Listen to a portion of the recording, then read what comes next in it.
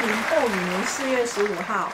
那今天是我们秀珍团长要来跟大家分享罗浮童军的国际活动经验。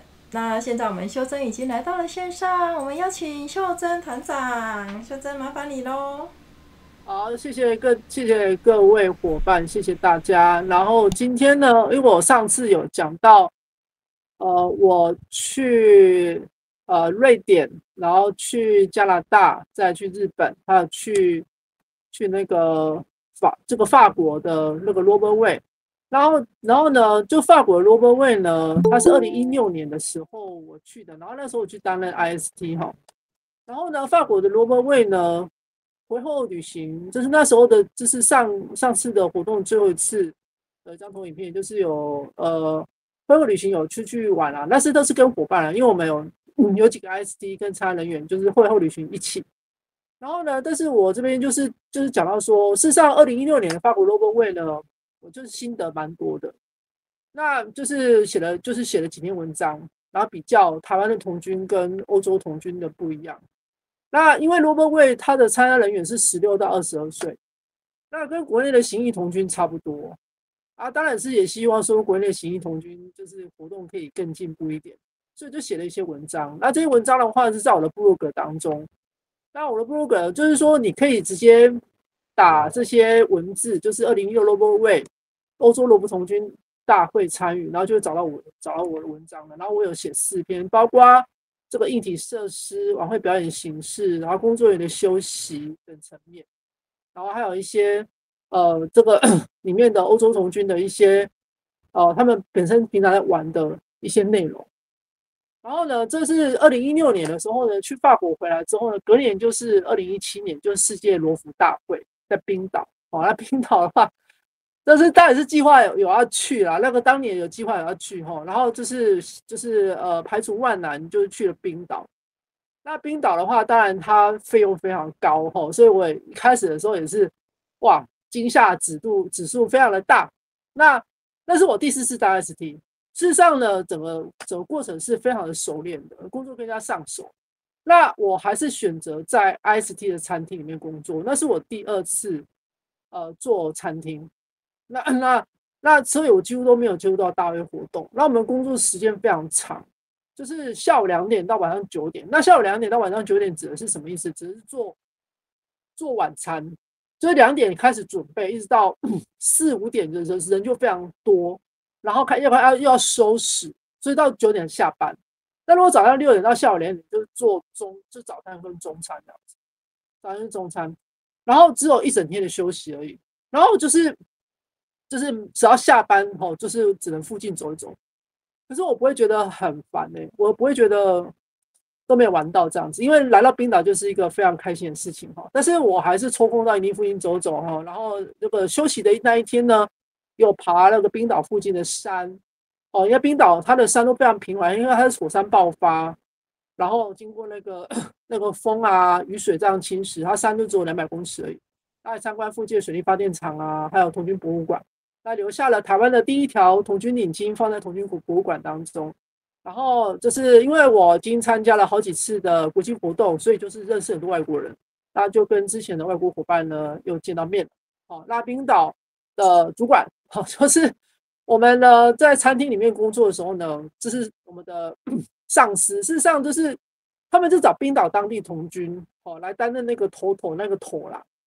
然后他们一开始是很严肃的，可是呢，他们对我们很好，因为就是有一天我真的是糊涂，就把我的护照放在游泳池的置物柜，然后就找不到的时候呢，他就开车载我去拿，然后就开了30分钟的车到附近的，就是我们那个去的那个游泳池。然后呢，冰岛的这个旅游呢也非常特别，因为就是我从这次开始，我就开始想说，我在欧洲旅行的时候，我是不是可以用露营的方式来节省住宿费？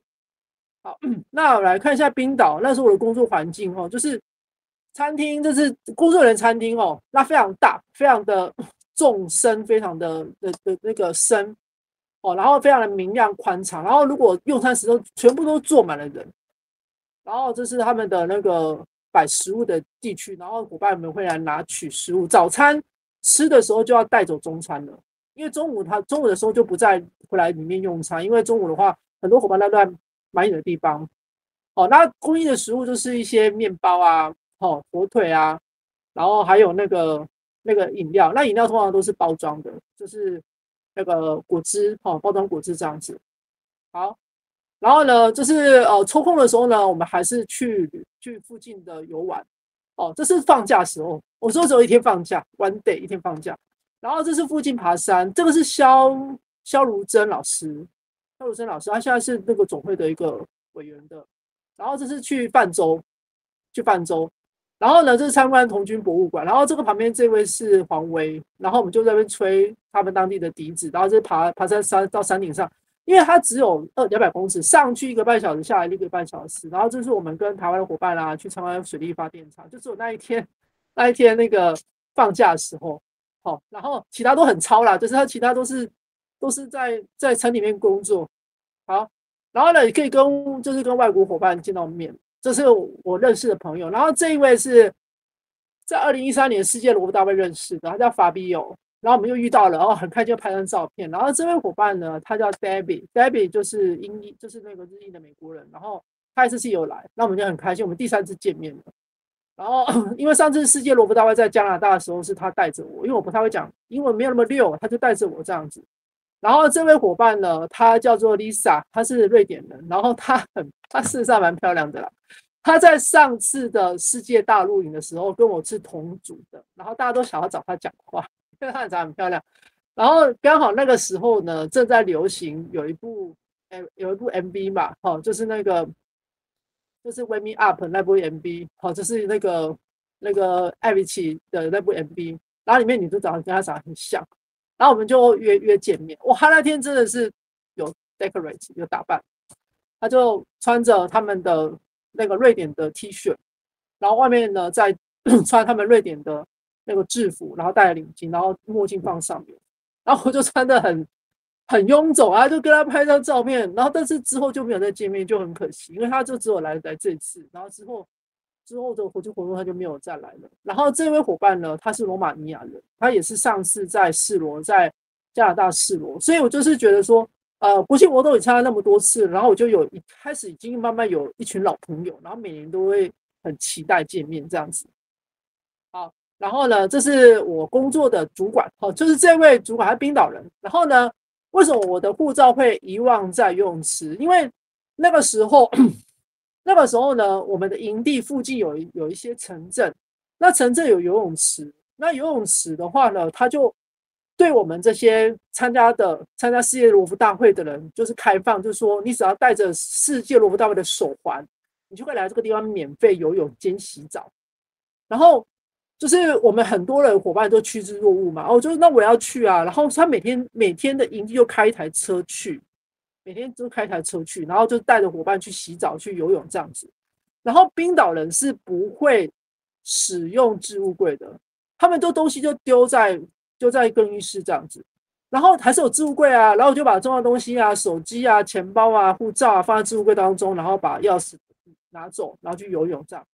游泳回来之后呢，我竟然就把钱包跟手机拿走，然后护照就放里面。然后等到我回去营地的时候。到晚上我才发现我的护照不见了，然后第一个念头当然想到说，那我要去我们台湾的驻外大使馆去补办嘛，可是在丹麦。然后第二件事情开始就是到处找，然后第3件事情就想说，我是不是遗忘在游泳池？我想说我会不会那么傻？然后我就就是因为当天晚上我是晚班，我是在餐厅工作，然后呢，就是我一开始先跟台湾伙伴讲。然后讲了之后呢，因为我开始工作了，我就跟我的主管讲，因为我本来是跟他说，可不可以帮我打电话给游泳池，确认那个地方有没有我的护照。然后我的主管他就帮我打电话，然后呢对方的就说没有找到护照，然后我的主管立刻当下他就说上车，他就开着他的箱型车，然后呢。载着我去游泳池那个地方，然后一打开置物柜，我的护照在里面。我是怎么我会遗忘在那个地方？所以我们最后一天的时候，我就跟我护照跟我主管拍张照片。然后我的那个主管呢，他来那台大车，他每天就去附近的那个超市扫货，然后把这些饮料啊、这些东西啊，全部都是放他的车上去，然后一下车就是我们要这 ISD 帮我把它全部搬出来，再搬到餐厅里面去这样子。他们的那个那个食物的供应是这个样子，就是附近超市扫货。好，然后呢，后来冰岛世界罗浮大会结束之后呢，我就开始自助旅行。那自助旅行，因为冰岛它的物价非常高，那住宿费当然很贵。然后呢，就是开始想到就是说，哎，可不可以用搭帐篷的方式？这事实上也是很多的一些因缘巧合促成的。然后这是冰岛南方的一个城镇叫 Havn。Havn 的话呢，它是海鲜著名，然后它也在这个地方搭帐篷。那事实上搭帐篷非常便宜，它只有12欧元而已，一个晚上12欧元，包水电哦，包水电。然后这是我在这吃虾子大餐，不是龙虾，虾子而已，光这个就很贵了。那龙虾更贵，我吃不起。好，然后还有这个，就是它的露营地，它露营地就有提供啊，就是搭帐篷嘛，然后呢还有水龙头啊，哦，然后还有一些其他设施，它事实上什么都包，就是洗澡水，还有瓦斯，哦，然后饮用水，哦，然后呢，甚至如果你要充电。就是说，比如说你是开露营车来充电都可以。然后，但是呢，唯一的跟一般旅馆不太一样，就是干嘛？你要自己搭帐篷。对，所以自己搭帐篷，它有 reception， 就是它有它的那个活动空间，就是你除了搭帐篷之外呢，它有那个休憩空间。那休憩空间里面就有那个就桌椅，然后还有那个什么东西，还有那个那个厨房。那厨房呢，瓦斯啊，那都是就是免费提供的啊。当然就是前提你就是要在那个地方登记住宿。那等于说你就自己搭帐篷，然后就像青旅一样，但是你就是一晚上只有12欧元而已。然后呢，就是开始冰岛的自己的旅行。好，那就是我自己自助旅行。然后就是去冰岛的国家公园，冰河国家公园践行，这是买行程的，自己买行程的。然后呢，这是在船里面，然后我就也搭那个渡轮到冰岛南方的一个小岛，然后在那里面看那个 Puffin 就是冰岛的国鸟，就是那个海鹦鹉。然后这是在那个冰岛南方的小岛上面呢，然后跟小岛外岛的几个那个礁岩合照。然后这是一样在小岛当中的一样是露营。然后这个露营的话呢，比较贵一点点，它要13欧元。哦，但是它也什么都包哈，就是热水啊，好，然后厨房啊，然后还有那个电啊都有，哦，甚至你要充电都可以。好，然后呢，冰岛的这个旅行呢，它充满惊奇。那事实上，冰岛世界罗浮大会结束之后，我有事实上是整整10天是自助旅行的啊。那冰岛物价非常高，原本是对自己的自助旅行是没兴趣。我在冰岛大概是33天，然后8月3号活动结束之后呢，我还有跟其他伙伴有4天的，就是我们有租一台车4天，但是结束之后，他们都要去别的国家，就没有要留在冰岛啊。我的飞机是10天之后才起飞呢，所以我等于说8月8号到8月18号，我要自己一个人在冰岛。然后，所以呢，8月8号开始，我就是自己一个人要自助旅行。那时候上一段旅程，就是我们有4天的旅程的伙伴都没有要在冰岛，都离开了。哦，那事实上，我当时也非常的没有信心，因为没有钱呐、哦，钱就是它会越来越少，越来越少，然后就是会有点焦虑嘛。所以那时候呢，我考虑到钱的问题的时候，我曾经也想说，那我干脆就是直接去雷克雅维克啦，我就直接搭飞机回台湾了。我那时候也曾经这样想，可是想说我都来了，而且我都就是我之前那么羡慕别人可以在国外待那么久，那我是可以。我在法国就待26天了，然后冰岛我这次就是直接机票就买3天这样。然后想到许多人对我的鼓励啊，所以就是我就从雷克雅维克第一站我就到北方的雅库莱利，就是阿库莱利，哦，就住2个晚上。然后在北方的雅库莱利呢，那个车资9个小时的车资是台币5000块，就是从雷克雅维克出发，然后呢往北方的那个雅库莱利，那个搭9个小时的车子，然后他车资就5000块了，就5000块台币。我们台湾搭到90小时的车子应该也没那么贵哈，啊，它就是5000块台币，那没办法就刷了，因为我就是想说啊都来了，然后呢，第一站雅库拉利也没有去过哦，那么北方它是北方的一个大城，然后我就试试看就去，好，然后接下来呢，想说那我就环岛回来好了，哦，我既然来到北方了，然后我就从那个东边站回来，从东边站回来哈，然后可是因为住宿很贵嘛，然后难道我每次去都是要住那2、3000块，一个晚上2、3000块，2、3000块这样子嘛？那我就是会破产嘛。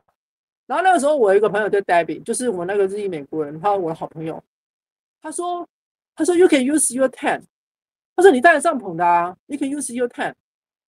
对啊，哎，我就想说，哎，我带着帐篷啊，然后我之前有听人家说过，在冰岛可以露营的，那我就想说，那我要来露营看看。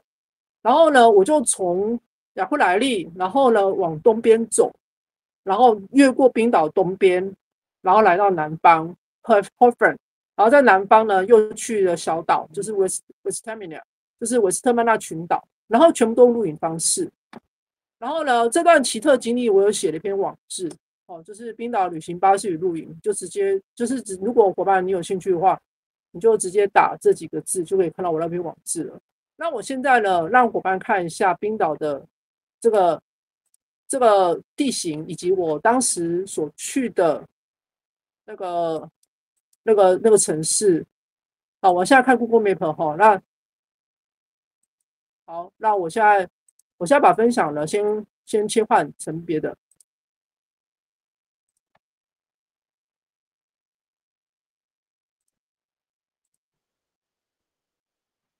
好，那就是这个是 Google Map， 然后呢，那我的冰岛的旅行呢是从这里开始，雷克雅未克，然后就是直接往北冲，往北冲雅库莱利就冲到这里，然后那时候呢，就是车子呢从这里开始开，然后开到这里雅库莱利，开了9个小时，然后台币5000块。然后我在这个地方住了2个晚上，那这2个晚上呢是住在青旅，住在青旅旅馆。那时候我还不知道怎么露营。然后接下来呢，就是 Hofren 在这里，Hofren 在这里，Hofren 在这里，就是海产那一个。然后那个时候，我们原本租一台车，在南方旅行的时候，原本要去 Hofren， 可是太远了没有去。然后所以 Hofren 就是我们一开始没有去。然后等到我自己跟他旅行的时候，我想说，哎。那我现在在雅库莱利了，那我沿着东方走，然后我第一站来到 Hofren 好不好？然后所以我在这个地方待2天。我在雅库莱利干嘛？我在雅库莱利，它这边就是峡湾啊，这边就是冰岛的峡湾，然后就是参观当地的那个峡湾的那个桥，以及那个它的教堂。我在那个地方待2天，然后就是乘坐巴士，然后巴士的话呢，就是在第3天早上乘坐巴士。然后巴士呢，就是一直来到 Hofren 这样子。好，那巴士呢，它也是开了9个小时。然后它是怎么开？它是这样子开，它这样子开。然后我就是沿路中欣赏那个冰岛那个峡湾的那个行程。啊，当然也是很贵啊，5000块台币。然后就来到 Hofren 这样子。好，那来到 Hofren 的时候呢 ，Hofren 的当地，因为 Hofren 没有很大，它是一个小城镇，它是以海产知名。然后它当地已经没有住宿了。那如果当地的住宿要很远，就在附近，离 Hofren 附近呢40公里的路的地方才有住宿。那我来到 Hofren 这个地方，我一下车我就没有地方住，怎么办？然后那个时候呢，就是我就想到之前有人跟我说冰岛可以露营，那因此呢，我就死马当活马医。那我可不可以就是怎么样？我就是寻找当地的露营地。然后因此呢，我就用 Google Map 直接打 Hofren， 然后 campsite 这样子，哎，果然就有营地，而且是在我下车地点的附近而已。哦，所以我从雅库莱利呢，然后再搭9个小时的车来到 Hofren 这样子哦。好，那我现在再把这个荧幕切换为就是我的 PPT。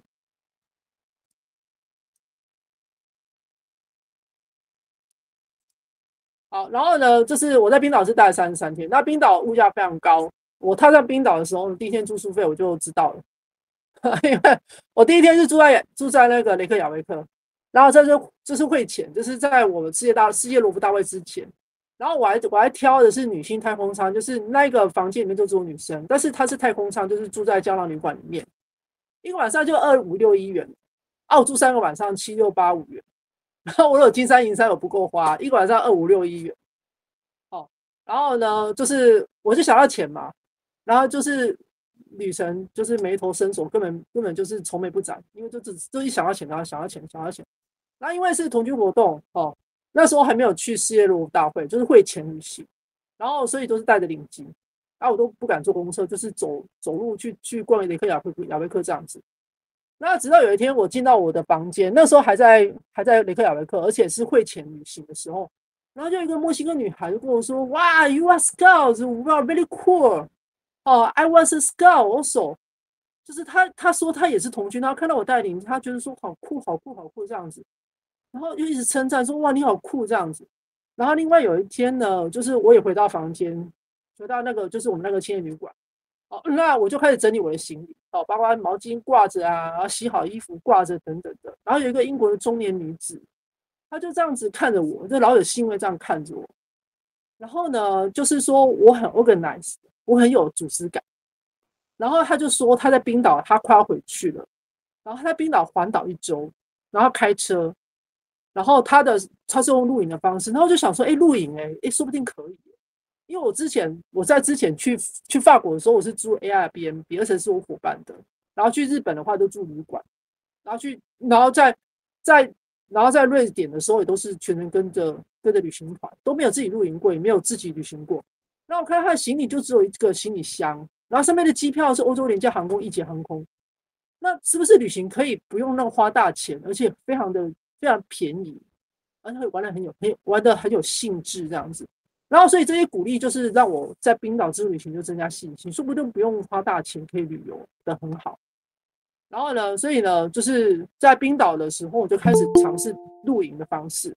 然后这是我第一次在国外用露营的，只所有的省住宿费哈。那世界罗浮大会结束之后呢，我跟另外3位伙伴，一个是肖如珍，一个是那个不知道伙伴认不认识叫北极熊。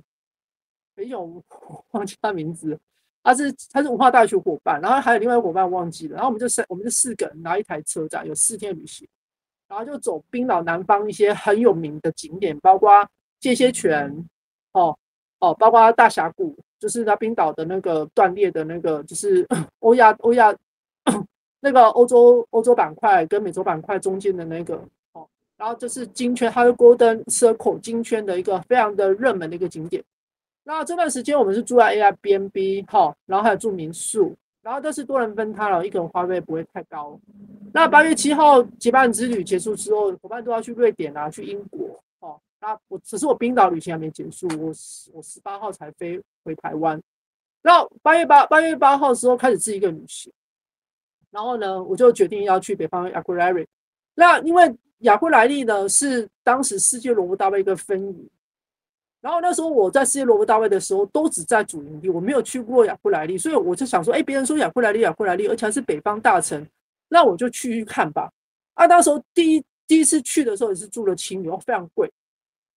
那当然就是没有钱，我也在网络上稍微讲一下。然后我有一个伙伴，就是连同军伙伴，他就说我资助你1万块，他当场就是在赖上面，就是在那个 FB 上这样跟我讲，就是而且立刻就会进来。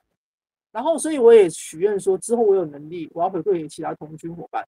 所以在前年的世界大陆营，我就因为我那时候是当代导师，我比较有余裕，所以我就说有没有伙伴需要我可以赞助他一个人参加费这样子。那8月11号在北方的时候，那是就是亚库莱利嘛，然后我决定从冰岛东部绕回南方，然后第一站首选就是之前结伴旅行的时候没有去的南方的那个海港城市，就 Hoffren， 那它是海鲜知名的，但是后面当天的旅馆都被订光了，然后就死马当活马医，叫 Google Map，Google 上直接搜寻 Hoffren Campsite 这样子，就找到一个露营地，而且呢那个露营地没办法预定，它也没有电话，它只有 email 而已。然后我想说，那到现场再看看好了。结果到了现场之后下车，发现很多人都到那个前进，就是营地就在巴士站旁边，就是 bus station。它巴士站，它就是那个冰岛的巴士站就设在哪里呢？设在超市旁边，营地旁边，就是人群聚集的地方。而且呢，它是当场登记、当场缴费、当场入住，一个晚上12欧元，他会给你一个号码牌，然后就挂在自己的帐篷当中，包括厕所、包括浴室、包括厨房、包括餐厅，然后还可以充电，而且里面还有暖气，但是就是自己搭帐。然后那时候我就觉得好像发现新大陆，那这样营地实在太舒适了，然后费用又很低。当然在冰岛露营的时候晚上很冷，那晚上很冷就准备羽绒睡袋，那我都有带，然后还要准备那个保暖衣，我都有带。那决定之后旅行都是用这种方式进行。那这太便宜了，一晚上才10欧元，10欧元就是400-500块台币了，一个晚上400-500块台币，在冰岛怎么可能租到400-500块台币？就是露营的方式，而且就是说，因为我们是童军嘛，那童军的话呢，就是这个是可以用的方式，不一定要住旅馆，不一定要住青旅，而且呢，搭帐篷有个好处，就是那个空间都你的，就是你要怎么在帐篷里面怎么翻滚，人家都不会管你。当然你就说东西会不会弄丢，你把贵重东西带走，就是护照、钱包带走，然后其他的就放在帐篷里面，也没有人会去翻，没有人会去翻。好，然后呢，然后接下来就是2018年的那个欧洲区罗浮大会。那我现在这边再给伙伴看一下我那时候在冰岛的其他旅行我就让伙伴，我现在再切换一下那个共用的东西。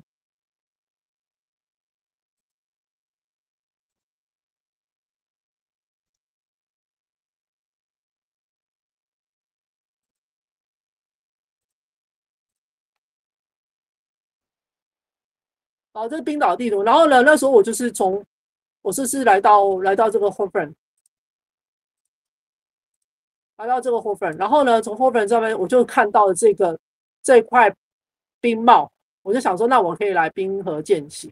所以下一个点我就来到这个地方，然后来到这个地方，那中间也有去游玩，就是游那个冰河湖它有一个很有名的冰河湖来游玩，然后来到这个地方。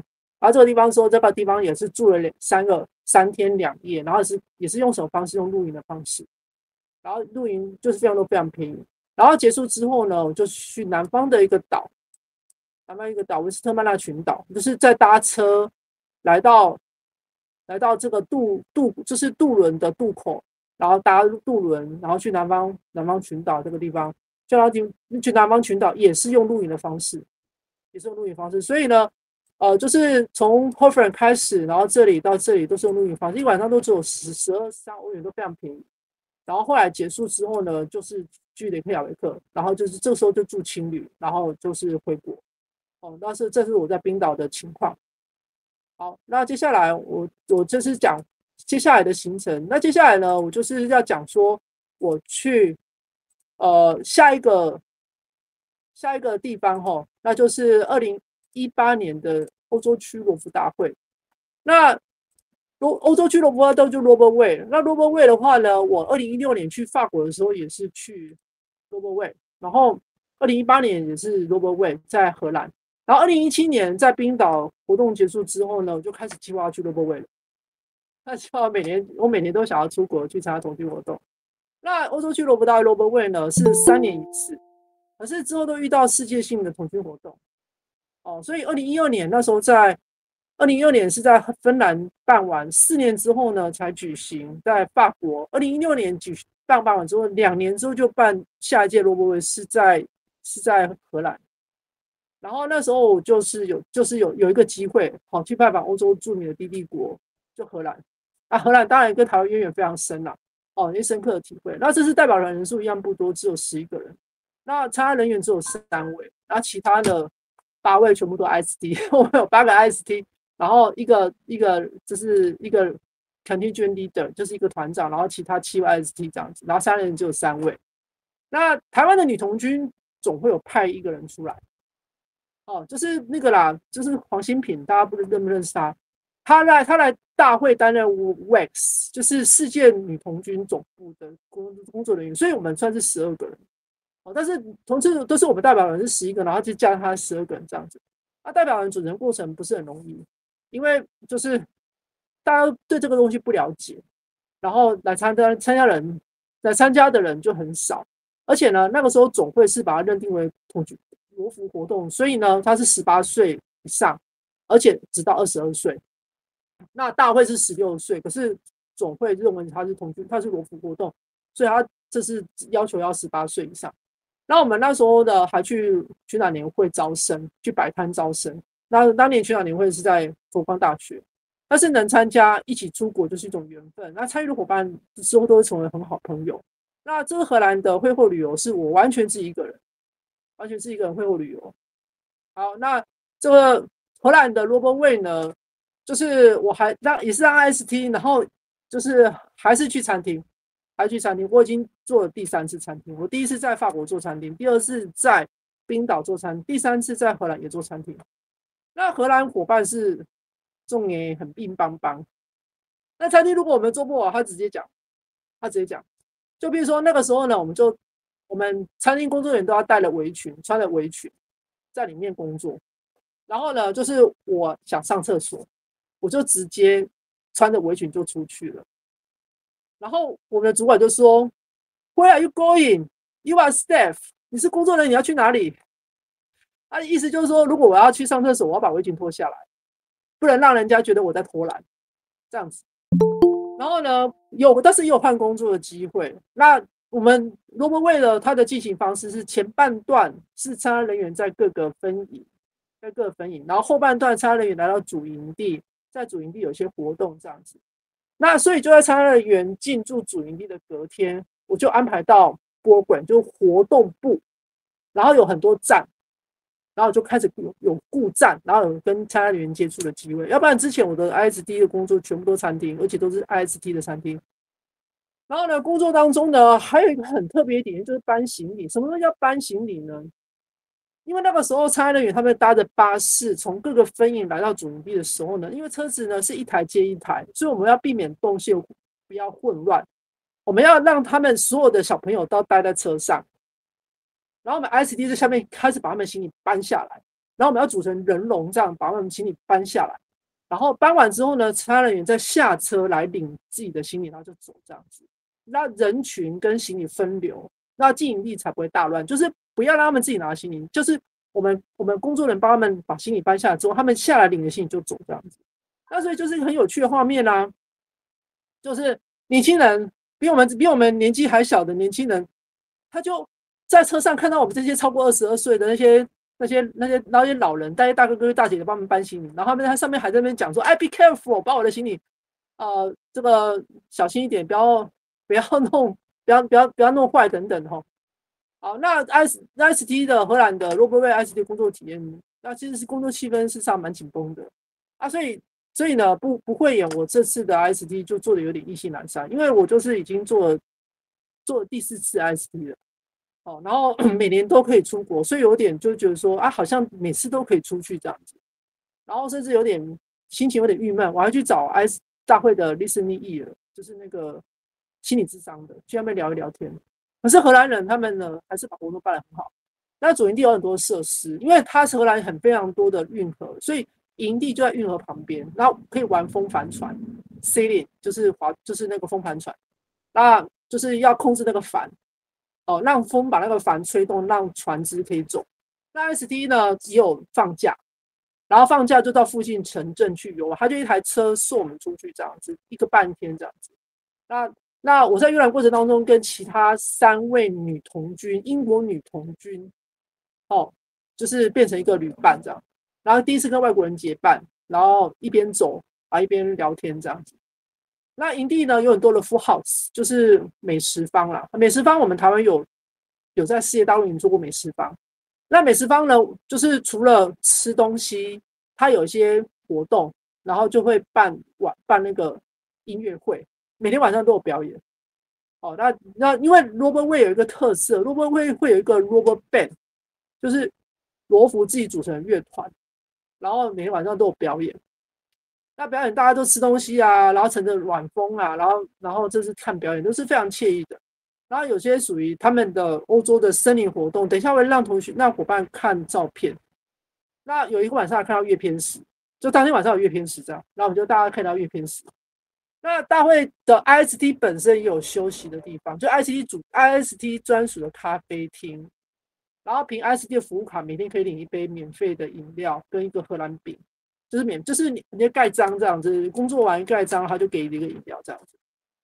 那欧洲区罗浮大会呢，在去年办过一次，它是非常物美价廉的活动。参加人员当年呢，荷兰那一次只要520欧元而已，IST 更便宜，只要290欧元，只有1万多块台币而已啊。当然，去年在挪威办，因为就是比较贵嘛，所以挪威它的物价，它的参加费就比较高一点。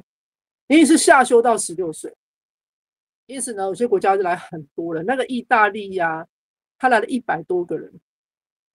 意大利，然后葡萄牙也是来很多人。那我们台湾只去3个小朋友。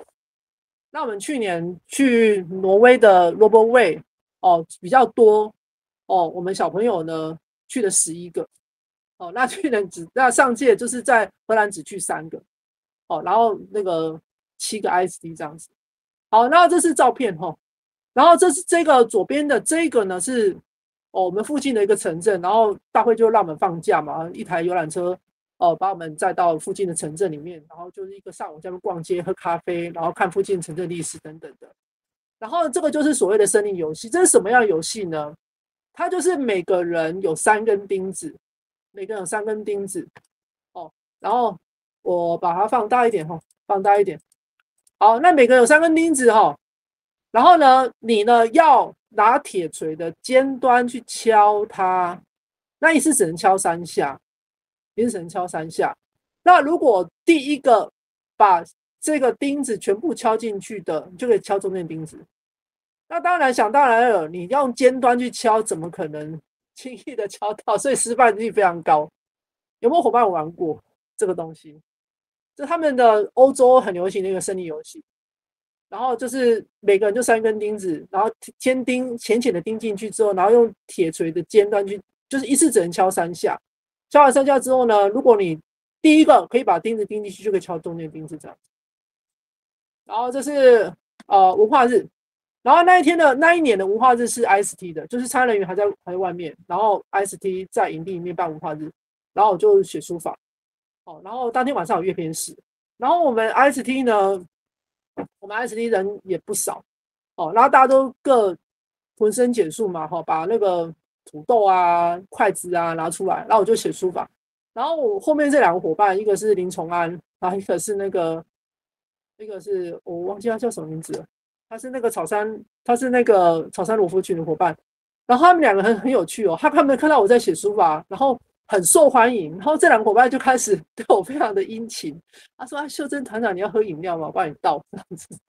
对啊，因为我就是毕竟引起噱头嘛，还有很多伙伴要跟我要那个纸，然后想要写书法的那个中文名字，而且书法的名字这样子。然后这是营地的附近的运河，然后就是让 IST 下去游泳，然后有走绳然后当然还有那个坐船他们有用那个木头搭成一艘船，然后还有那个很无聊的游戏就是他们一时兴起的，就是大家跳水，看能不能跳到那个游泳圈上。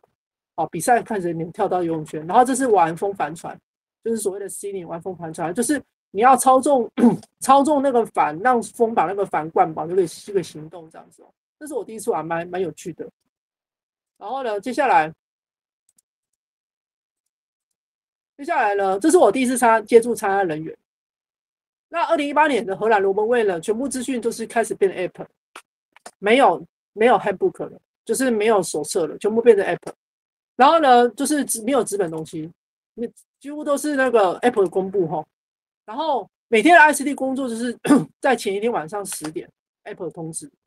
那我在大会的前半段是做餐厅，然后就是我们工作非常硬邦邦嘛，那主管就直接讲这样子。那参加人员进驻之后，有机会接触参加人员。那呢，就是大会呢就开始安排我去顾站，然后呢，我去顾站顾了2天。那第一天是手绘领圈。那主办单位提供木鞋，就是荷兰的木鞋，然后在那边手绘这样子，然后还有颜料跟水彩笔。那小朋友就是16岁以上的小朋友嘛。他们非常喜欢呢，他们就说哇 painting，I like painting，然后就这边在我的站待了3-4个小时都不走，然后这边一直画，一直画，一直画。然后因为颜料不够了，然后笔脏了，我还要赶快去把它洗笔，然后去添加颜料这样子。我就因为我的顾的站距离水院又很远，然后我要抽身出去。那顾站一整天，那我也抽空去附近的站点走走啊，用刀子刻出木头啊，用斧头啊、锯子啊，把那个站板把它拆掉啊，搭成一个房子啊等等。还有呢，就是只坐轮椅，然后脚要悬空。感受那个行动不便者那种感觉，那是我们台湾一个伙伴叫陈红婷他雇的，然后用水果敲出音阶，就是你带一个特殊装置，然后呢，这个装置呢有连接在水果上面，然后就是你敲的水果之后就有就是哆来咪发嗦这样子音阶，然后才会荷兰瓷砖。那到了第二天，那荷兰瓷砖大家都知道非常有名嘛，然后他们就上面画画。那第二天顾站的时候呢，我是来到手工做体香剂、牙膏、清洁剂。那参加人员还是很热烈，他们就是非常喜欢呢。我就觉得说，你怎么那么的投入？因为手工做这些东西的话，我们第一个想到就是说，我会弄得到处都是；第二个想到说，我不一定会成功；第三个想到说，我弄完之后我要放哪里？因为这个牙膏、清洁剂这个东西是用沙拉油去调的，然后桌子上面全部都是，到最后呢，就材料整个洒在桌面当中。可是我还是从外国 ISD 上面学到一个方法：当你没有水，但是你手脏的时候怎么办？或是你没有水，但是你的桌子上面都是面粉的时候怎么办？怎么样清洁桌子？有没有伙伴知道？有伙伴知道吗？就是说，如果你桌子上面都是面粉，都是油，都是面粉，尤其都是油的时候，那怎么清洁桌子？有伙伴知道吗？有人可以回答吗？我试着回答，纸张吗？好，没关系。好，再第二个，当然还有伙伴吗？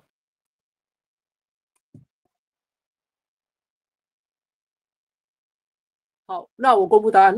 那是一个巴西的伙伴教的，他怎么弄呢？他直接从地上拿沙子，然后放在桌子上面抹一抹，沙子会吸油，然后再把沙子从桌子上去掉，然后桌子上面油就没有了。然后呢，如果手上都是油，然后就是把手放在沙子当中搅一搅，然后再把它拍一拍，这样就好了。这样子，那这当然我们就不能吃东西，就是手上的油会去掉这样。那是一个巴西奶奶教的，很有趣。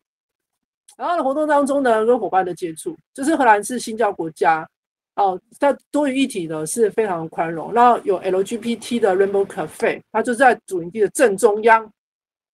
然后我的荷兰朋友叫苏亚飞，他有来过台湾做过交换，他在里面 IST， 他就热情的邀请我进去。那当时呢是2018年。然后呢，就开讲了。世界大陆营是在韩国，2023年。那波兰呢，他要跟韩国争取，但是波兰是落败了，所以波兰决心在2020年要办理欧洲大陆营，但后来没有办，因为疫情的关系。所以波兰也开了非常大的 full house。好，那瑞士也有 full house， 美食坊。然后瑞士有一个非常好喝的饮料，就叫 Rivilla， 就是 Rivilla， 它是乳清饮料，它是用乳清做成的汽水。然后呢，就是瑞士人，可是里面我竟然发现一个芬兰人，然后这个芬兰人他叫史蒂芬，他怎么在里面？而且他戴瑞士领巾，到底发生什么事？原来我那个芬兰朋友他跟瑞士人谈恋爱，所以他跑到瑞士的 full house 里面去工作。那我这个芬兰朋友呢，在2013年认识的，我给伙伴看一下他的照片。等我一下哦。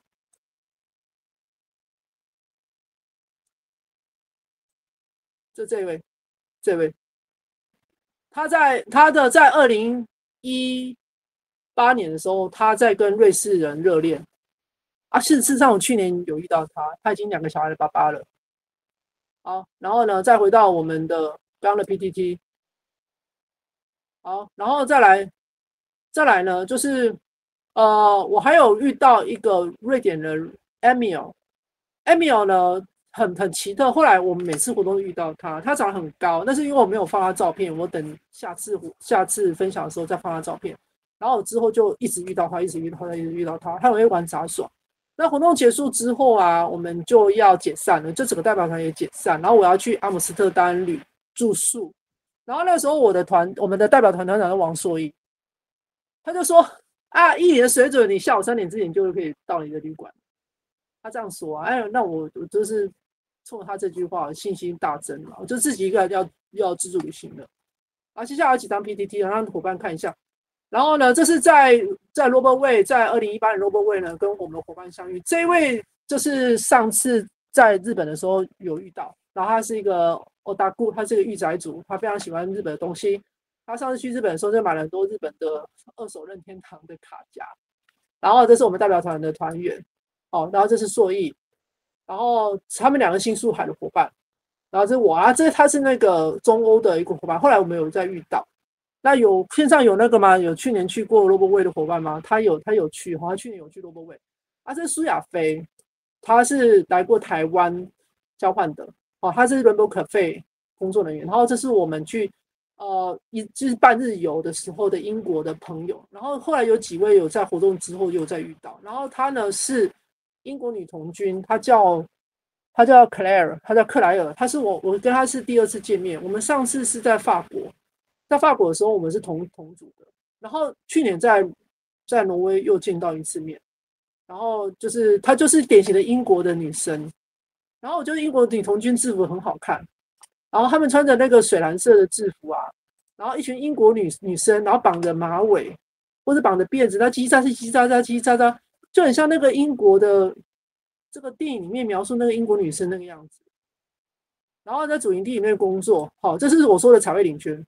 我那个伙伴超爱彩绘领圈，然后呢，这餐厅里面工作，餐厅里面要煮马铃薯，一大锅马铃薯，然后再来就是搬行李，就是我们主持人任龙帮他们把行李卸下来，然后伙伴们就背着行李这样走，这样，就是我们这些年纪大的大哥哥大姐姐帮他们搬行李，然后小伙伴在车上等这样子，然后这是餐厅的工作，然后餐厅呢就是他们就把这个张碗盘就是放在这边，然后我们就拿到后面的那个洗碗机去洗这样子，然后呢，再来就是体香剂的那个站，然后这中间这位是德国人，他非常认真，他就说我这做完了体香剂啊，我可不可以暂时放在这边，我过2个小时再过来拿这样子哦。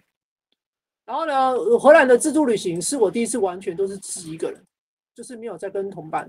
那Robert Way结束之后呢，代表团也都是有自己的行程，那这时候我的飞机是20天之后起飞，那我就开始自己规划行程，想去游览之前呢，因为时间紧凑没有去的地方。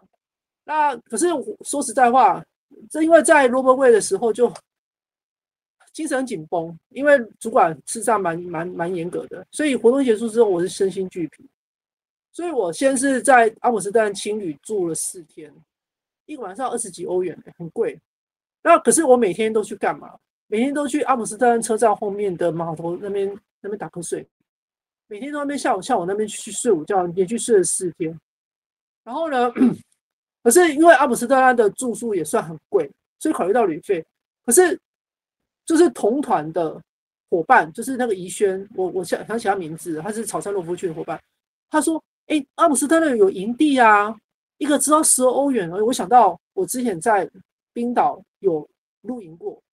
于是呢，我在4天的青旅住完之后，我又继续住在阿姆斯特丹，然后这次露营，一个晚上只要12欧元，那个价钱是多么诱人！那仿佛发现新大陆啊！阿姆斯特丹结束之后呢，我就去The Hacker， 叫海牙然后去海牙之前先上网找 The Hacker Campsite， 然后就是直接去营地那个地方 check in 报到。那陆陆续续我就一个人背着行李到了鹿特丹，也是露营。I have a friend， 就是艾斯莫尔的这个所在地，可是这个地方就没有营地，就我就直接住青旅，然后我就又回到阿姆斯特丹，又住在营地当中，直到8月20号回国之前，因为晚上的飞机，我早上还在露营，还在还在拆帐篷、收拾帐篷，然后下午去梵谷美术馆，晚上再去搭机，然后先去那个把行李就是寄放，然后再去梵谷美术馆这样子，然后再去领行李，然后再去搭机这样。然后这次旅行因为善用网络，我就直接买漫游了。而欧洲的城市营地，因此节省非常多金钱。回国的时候一扫活动的劳累，就笑容满面。当然活动当中呢，朋友有给我很多鼓励。然后这边让伙伴看一下照片，这是波兰人，因为波兰他就是想要争取2020年的欧洲大陆营，然后他就开了一间很大的full house，然后有穿荷兰传统服装，然后这是大会的营门。后来我再跟他见到面，是在去年，我之后才知道。然后这是那个德国人，德国人他非常的好学，我就跟他谈论海德格，海德格是德国哲学家嘛。然后这是那个荷兰人，然后他呢在上次的世界罗浮大会遇到，我们这次又遇到了啊。这是我那位好朋友克莱尔，她英国女童军，她领巾不一样哦，跟英国童军领巾不太一样，他们是红色为主的，然后英国童军是蓝色为主的。然后是营地的傍晚的天色，它营地附近就是运河，它等于说营地就是填海造陆而成的啦。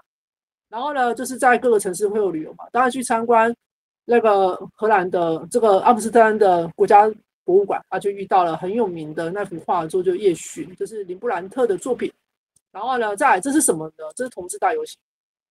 那当然那个8月就是各个同志大游行的很热烈的时候，然后同志大游行他们是在水上做同志大游行，然后一艘船，然后就是互相盛举。然后呢，这是营地的正门口 camping， 然后3个叉是阿姆斯特丹的市徽，然后我就去露营了。露营一晚上10欧元就非常便宜。然后去参加荷兰的海事博物馆，这个是荷兰号。那当然这是这种船只就来到台湾的那种船只。然后这是荷兰的运河上面的渡轮，它是免费的，就是你只要人上去，它就不收钱的，免费的。然后呢，再来就是其他的地方，这是鹿特丹的营地的门口。那营地呢都距离市中心只有30分钟车程，所以就是干脆去住营地吧，然后搭帐篷，然后呢等于说就不住青旅的，就住营地这样，就是比较麻烦，就是要自己搭帐篷而已。然后这是营地的帐篷，里面就是有一些就是 camper 嘛，就是有一些露营车。然后我就搭帐篷，他就说 you and your tent， 你自己带着你的帐篷，一个晚上12欧元。但是如果你要另外加人，就再加价，你要跟他租帐篷也要加价，然后你要用那个露营车就加价这样子。好，那这是鹿特丹的很有名的桥，伊拉斯莫斯桥，它就是一个哲学家的名字。然后呢，这个是有伙伴知道这是哪里吗？如果你知道的话，太厉害了。来，让看一下这有伙伴知道是哪里吗？这个后面建筑物是哪里？有伙伴知道吗？有伙伴知道吗？那是大笨钟不是大笨钟，它是荷兰。有伙伴知道它哪里吗？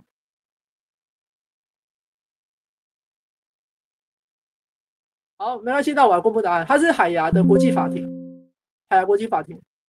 就是说那个就是违反人类的那个罪孽，就会送到国际法庭，海牙国际法庭。然后这是鹿特丹很有名的方块屋嘛，就是去鹿特丹最享受就是看到建筑物，它建筑物非常的特别。这建筑很多样，它这是它方块屋，它是它公寓它就是像树一样，但是它都是公寓。然后呢，再来就是这边有一些照片，我们看一下。好，然后这是安妮之家。在阿姆斯特丹的时候，安妮之家就是安妮他们住在阿姆斯特丹，他是犹太人嘛，然后结果他们就是为了躲避纳粹的追捕，他们就住在安妮之家里面住2年，然后后来被找到了，然后送到集中营去，然后就死在集中营，之后他爸爸活下来，就非常的令人悲伤的一个故事。然后我是好不容易排到安妮之家的预约才能进去，然后也是非常的冥冥中就是我那天早上是预约不到的，然后想说那就先去别的行程吧。结果呢，到下午4点的时候就预约到晚上7点的，然后结束之后已经晚上9点了。我第一次一个人在外面待到晚上9点，因为我如果一个人在外面旅行的时候，我最多只到晚上5点就是回到旅馆。然后呢，会遇到一些挑战。我的营柱断掉怎么办？那先上膏药吧，先拿营钉跟营柱绑在一起，然后缠上童军绳，所以随身带童军绳。然后呢，再怎么办呢？接下来怎么办？接下来就是去迪卡侬买新银柱。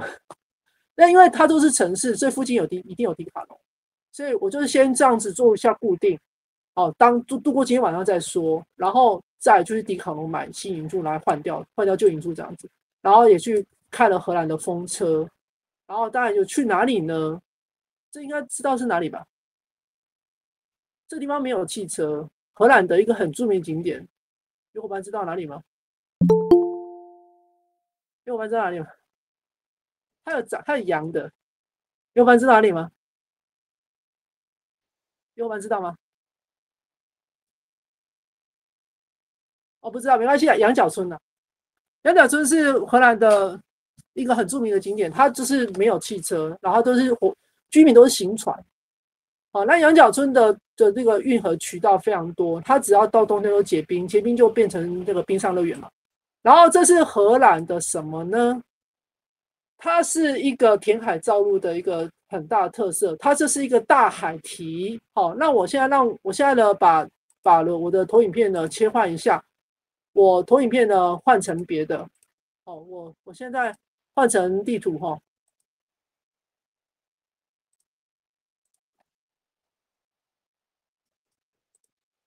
好，那我让伙伴看一下哈。荷兰呢，它是一个填海造陆的一个国家，然后这是荷兰，那大家都知道。好，然后呢，这边有一个大的海洋哈，但是荷兰人叫它艾塞湖。然后荷兰人开始呢把它围起来，然后把它填上，填海造陆这样。所以这边都填海造陆，慢慢这个艾塞湖在长这个样子，艾塞湖的名称，慢慢这个艾塞湖就越来越小，然后就开始填海造陆。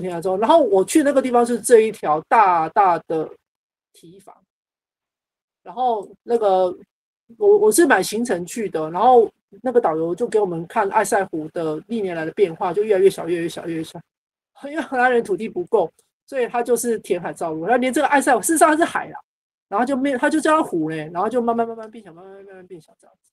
好，那伙伴，因为我还有几张投影片，我让伙伴再看一下哈。来，我让伙伴看一下。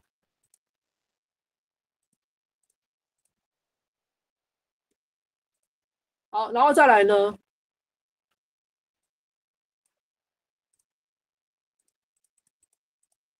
就是旅途当中呢，有常常受到帮助，因为是童军活动会有旅游，所以我来打领巾。大家尝试陪童军的外国伙伴打招呼，而且都是对我很亲切。那事实上那时候在8月2号的时候，就是活动结束嘛，我们从阿姆斯特丹旅馆，我就从营地出来，然后大会派一台车把我们这些 ISD 全部包括参加人员全部送到附近的车站，不是送到去阿姆斯特丹，就丢在附近的车站这样子，然后再自己看要去哪里这样。然后呢，那时候我就没有网路。因为漫游很贵，我那时候就没有买，没有网络啊。然后我就自己搭车去阿姆斯特丹，然后下了车之后我就很紧张，我旅馆到底在哪里？就东张西望。这时候就一个老先生骑着机车，在荷兰骑机车是很稀奇的，只有老先生会骑机车，大部分都骑脚踏车。他主动靠过来说他要帮我找我的旅馆在哪里，而且他手机还是速死的，我就觉得很有趣啊。那一个人旅行的时候，一开始会不安、害怕，可是因为事实上网络实际上太方便了，而且交通事实上是非常方便。阿姆斯特丹就有捷运，就地铁、轻轨路上跑的，以及公车可以搭，而且非常便宜。当时上车刷悠游卡，就是荷兰的悠游卡，只要1.02欧元，上次一次1.02欧元，看你要坐到哪里都可以。现在已经涨价了啦。那说实在话，那个露营呢，现在已经涨到15欧元、18欧元，因为疫情之后涨价差不多。在2018年是12欧元。那欧洲营地非常发达，营地距离市中心都不到30分钟。然后事实上荷兰也没有大，荷兰就是台湾差不多大小哈。那你扎营啊、安顿好行李之后，就可以四处去逛，就是把它当旅馆这样子。那也不要餐餐吃大餐啊，吃超市就好了，可颂面包一个1.75欧元。然后再加上一些火腿，就变2欧元，再一杯咖啡。然后如果你要增加一些维他命 C，就吃香蕉嘛。他们那边都有卖香蕉啊。然后再来就 RoboWay 呢活动，这是2018的 RoboWay 我写的比较详细，然后就是大家可以上我的部落格去看。那说实在话，我的部落格的名称取得很不好意思啦，我这边打在讯息栏后，我的部落格名称，你就实际上搜寻到我部落格名称就知道这是我的了。好，等一下哈。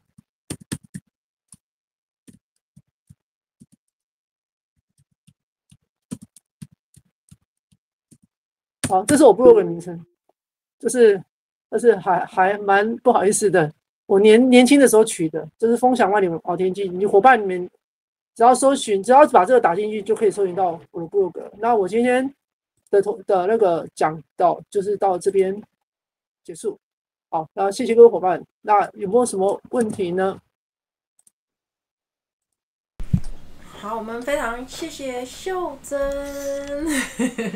今天又是一场非常精彩的一个，就是欧洲很多的一个那个国际童军罗浮童军活动的这个部分的分享。那我们大家先来跟秀珍先来一个合影。好，谢谢。合影完之后就开放大家跟秀珍这边做交流。来看一下。好哦，那大家就是如果方便开镜头的，就是可以趁现在这个时间点。大家都 OK 了吗？可以了吗？我要拍喽。可以了。好，稍等我一下哦。好，我们先试拍一张好上。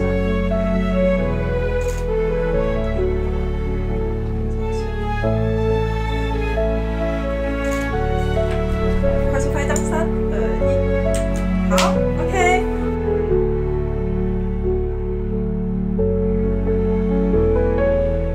谢谢观赏贝学院讲座，喜欢请按赞、订阅、分享，请给我们鼓励及支持。